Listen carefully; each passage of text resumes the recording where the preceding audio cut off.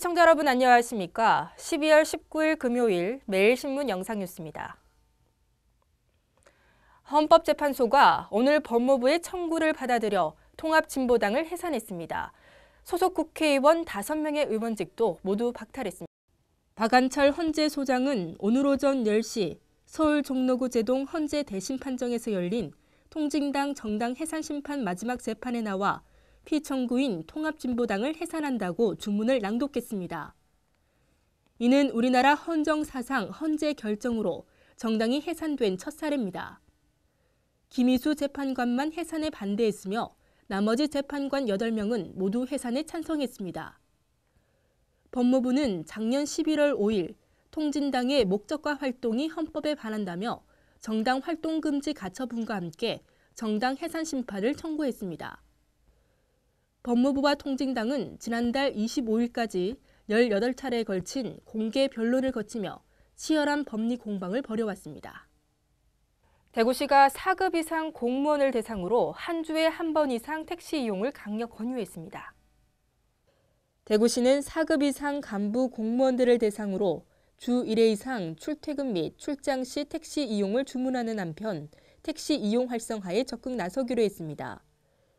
대구시는 간부 공무원들의 주 1회 이상 택시 이용을 강력 권유하는 등 공무원들의 지역 내 출장 시 택시 이용률을 10%에서 30% 이상으로 올린다는 계획입니다. 이를 위해 출장 시 택시 이용으로 출장비가 더 많이 지출됐다고 판단될 경우 이를 보전해주는 방안도 검토하고 있습니다.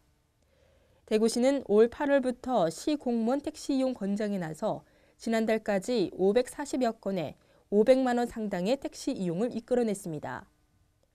한편 대구시는 민간 기업체를 대상으로도 택시 이용을 적극 권장할 계획입니다. 취업 시 군 가산점을 부활시키고 복무 기간을 대학 학점으로 인정하는 방안이 추진돼 논란이 예상됩니다. 민관군 병영혁신위원회는 어제 현역본부를 이행한 병사가 취업할 때 복무보상점을 부여하고 복무 기간을 대학 학점으로 인정할 것을 권고했다고 밝혔습니다. 혁신위는 또 현재 4단계인 병사 계급을 단순화하고 개인의 희망과 특성을 고려해 병사 특기를 부여하는 내용 등을 담은 22개 혁신안을 발표했습니다. 그러나 사실상 가산점인 복무보상점 부여는 1999년 헌법재판소가 과거 군 가산점 제도에 대해 헌법상 평등권과 공무 단임권을 침해한다며 위헌 결정을 내린 적이 있어 향후 추진 과정에서 논란이 예상됩니다. 주택을 보유한 국민이 작년 한 해 동안 37만 명이 증가한 것으로 나타났습니다. 다주택자는 6만 명이 늘었습니다. 통계청이 발표한 2013년 개인별 주택 소유 통계에 따르면 주택을 소유한 개인은 1,240만 명으로 전년보다 37만 명 증가했습니다. 주택 소유자의 평균 연령은 53.2세로 2012년보다 0.6세 많아졌고 40대에서 50대 주택 소유자가 전체의 51.8%를 차지했습니다. 주택 소유를 물건수로 따져보면 2건 이상 보유자는 169만 4천 명으로 1년 만에 6만 2천 명 증가했습니다. 대구시가 올해 고용 증진이나 일자리 창출에 기여한 기업과 유공자에 대해 표창을 수여했습니다. 2014 대구 고용증진 대상 시상식이 어제 대구 그랜드 호텔에서 열렸습니다. 올해는 신성 S&T 주식회사가 대상을 받았는데 산업기계 부품 제조업체인 신성 S&T는 올해 계열사를 합병해 고용을 승계하고 내년에도 공장 증설로 추가 고용이 예상되는 점 등을 높이 평가받았습니다.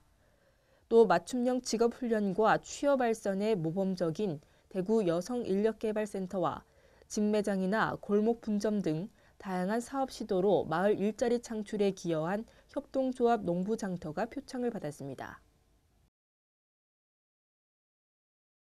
오늘은 어제보다 기온이 조금 오르겠지만 여전히 춥겠습니다.